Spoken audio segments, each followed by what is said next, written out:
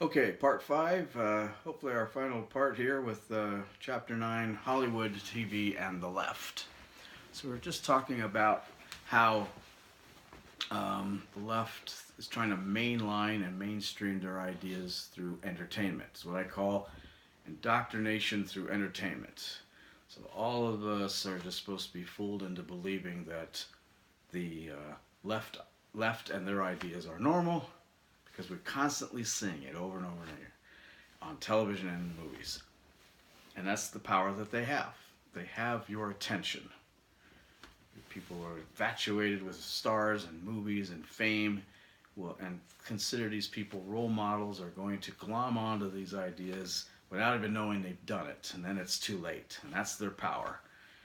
And it's not so much that I see what they do and I catch everything. It's the people who don't catch it, who don't know they're being manipulated. They're the ones who are going to suffer because, and the country along with it, because they're too ignorant to catch this indoctrination. Um,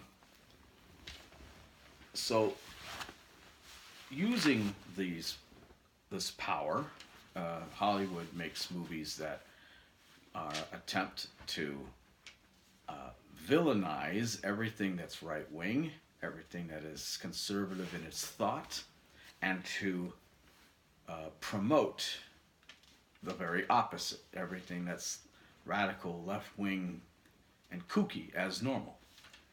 And if you're not on board, then you're a racist, homophobe, xenophobe, misogynist pig. If you are on board, welcome to our crazy family.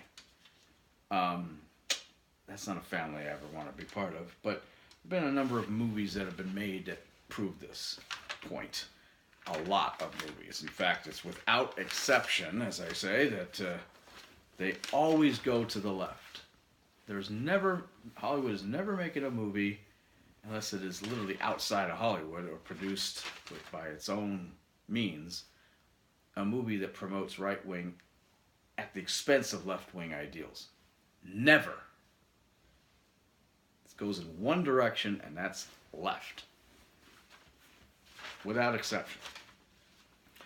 Let me throw some movies out at you and see if any of these sound familiar or maybe might make you think that I have something going here.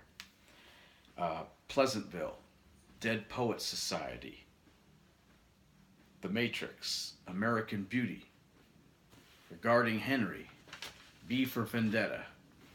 Now, these are just six names, six movies that have high entertainment value. Many of them I like quite a bit.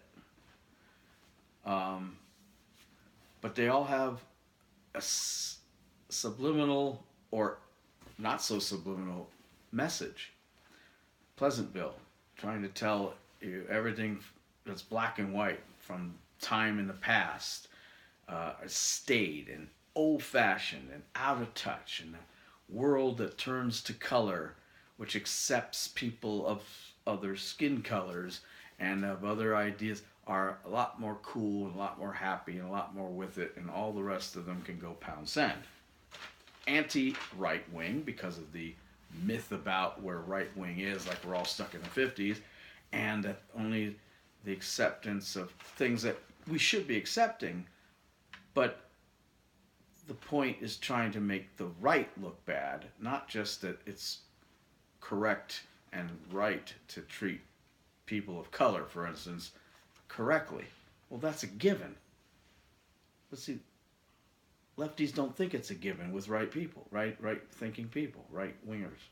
They think we have to be dragged kicking and screaming to this idea. We were the ones who started the idea. Remember my last video about the history of Democrat Party? Dead Poets Society. I don't even need to comment on that one. Matrix is fascist from one end to the other. And good fascist, as in fascism is good. American Beauty. Let's abandon our conservative make money, successful, nice family lifestyle, and start becoming a liberal in order to be happy. Uh, Regarding Henry, let's abandon being a corporate guy and a lawyer and a staid, jerk cheats on his wife because that's what right wingers do. And you now get hit in the head to be cleared of this crazy right wing notion. And then you become a liberal and then you're cool again. Because, your daughter likes you now. V for Vendetta. Fascism on the left, fascism on the right. And this is coming from a group of people who hate fascism, I thought. Then there are TV shows that we can consider. Some of the most liberal TV shows that have been on TV, and most of them, of course, more recently than, say the 60s and 70s, where, they were a little less political, certainly less radical.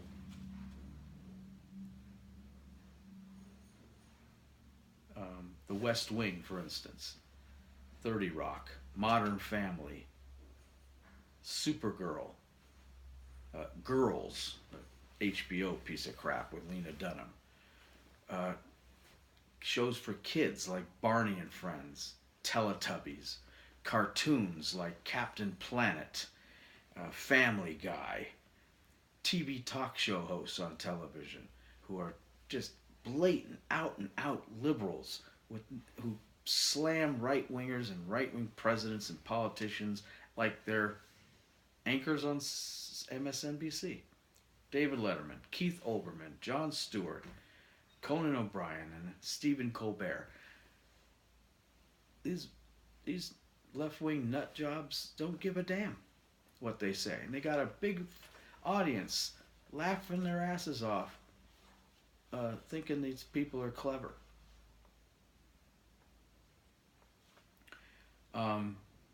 West Wing, basically a show that's tried to make the Clinton administration more presidential than the circus that it really was. Modern Family, trying to teach everybody that every kind of family, whether it's two dudes, mixed marriage,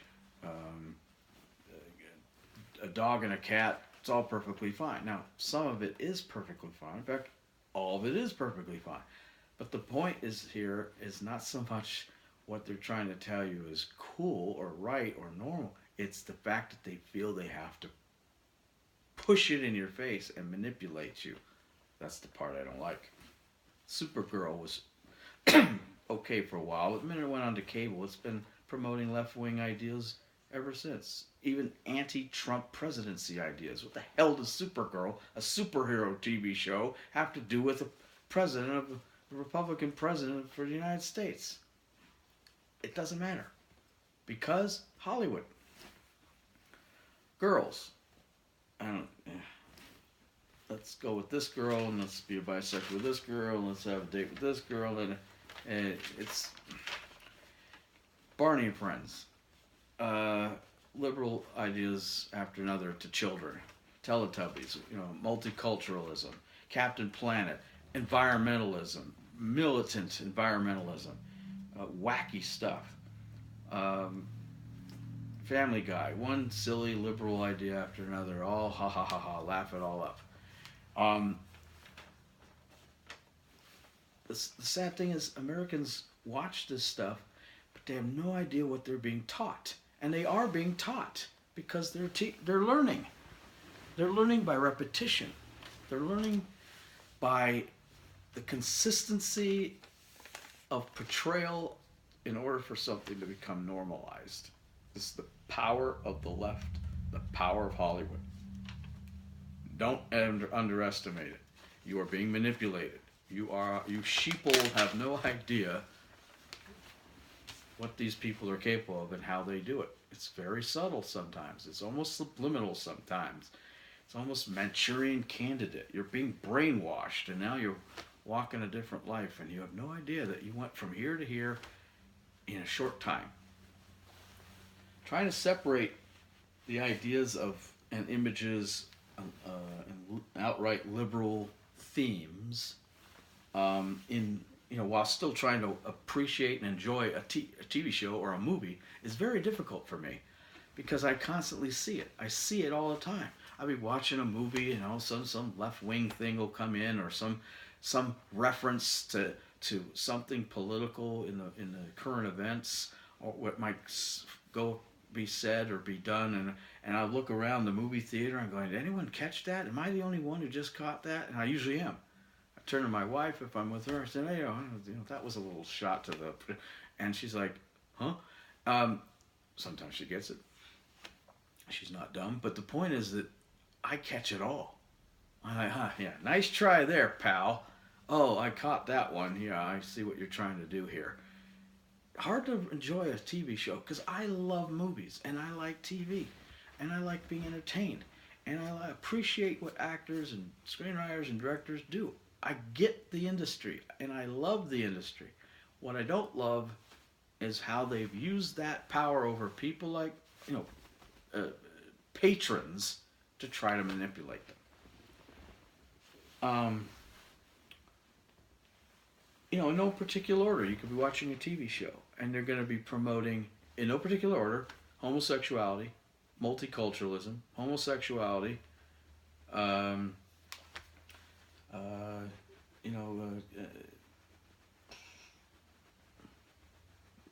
anti-racism, homosexuality, big government, homosexuality, in no particular order, over and over and over and over again. That's what the themes are. They'll do it subtly, or that'll actually be the plot of that week's TV show.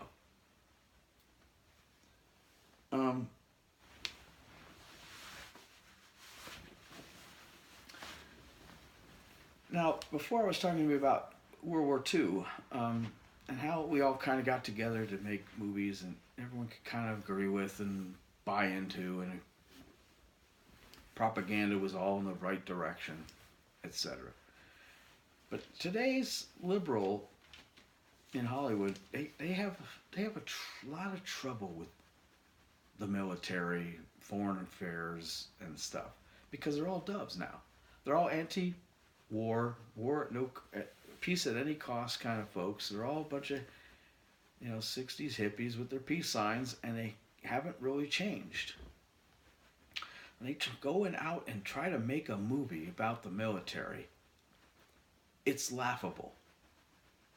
A movie like Three Kings, they try to portray these soldiers as greedy. They skip out on what they're supposed to be doing in order to follow the trail of gold and make money. And other movies. A movie about catching Bin Laden and a movie, whatever. They're not only bad, but they fall flat on their face. They're bombs, these movies. Pardon the military pun, but they're bombs. They're laughable jokes because they're made by people who do not understand the military any more than they understand the mind of the average American.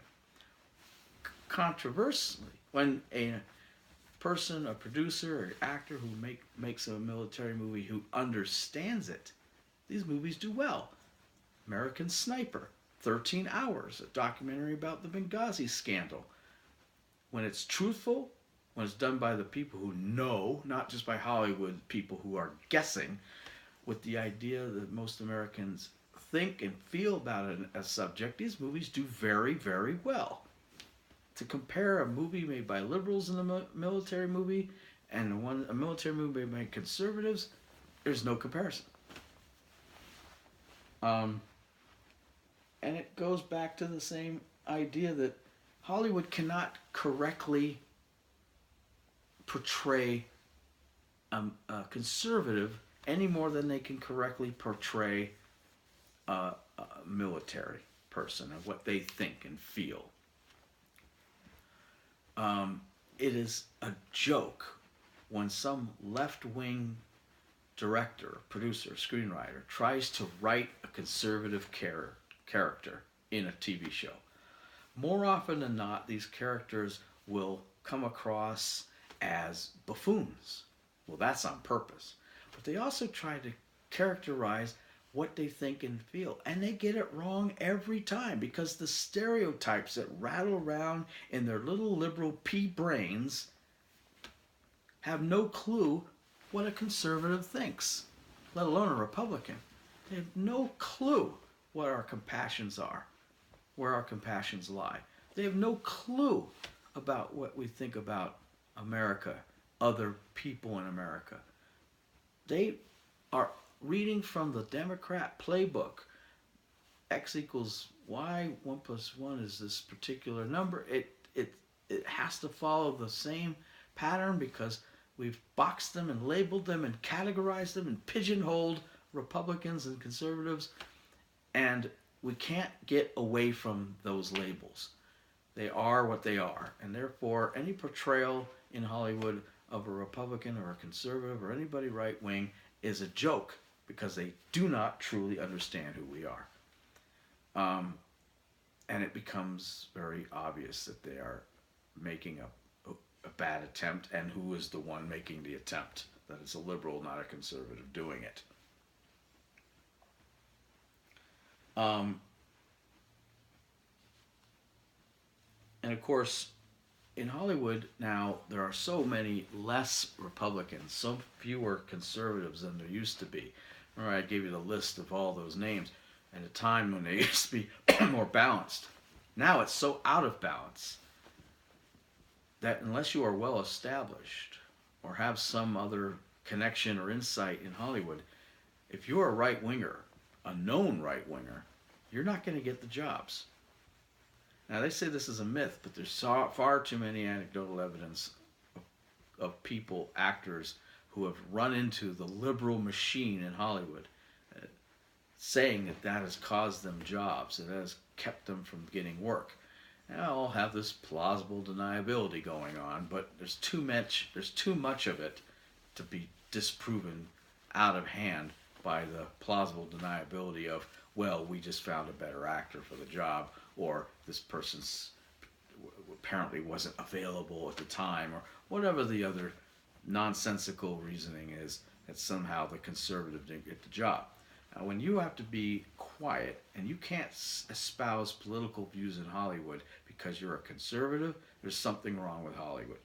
Because this place that's supposed to promote tolerance, laugh, laugh, titter, titter, is the most intolerant place on the planet, as is pretty much everybody who's on the far left. Their tolerance is this, and they promote tolerance like this. The hypocrisy is rampant and rife. You shouldn't have to worry about what your political views are in Hollywood to get a job or to keep from being ostracized or outcast. But that's the nature of the beast. Hollywood is so left on TVs and movies that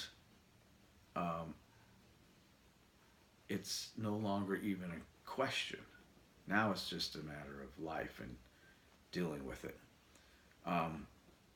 Hollywood's power should never be underestimated. Its ability to manipulate you should never be taken for granted. Its pet causes and advocacies for left-wing ideals being shoved in your face day after day and trying to make it normal when it's not normal, when it's statistically not even correct or feasible, is not something to underestimate. The indoctrination through entertainment is as bad as the indoctrination in our children's schools, and it never ends. It's ongoing, and it is every single day. So be aware, be educated, pay attention, and if you can do all that, still appreciate what Hollywood has to offer, good on you, but good luck too. And we'll see you on the next video, whatever that's going to be about.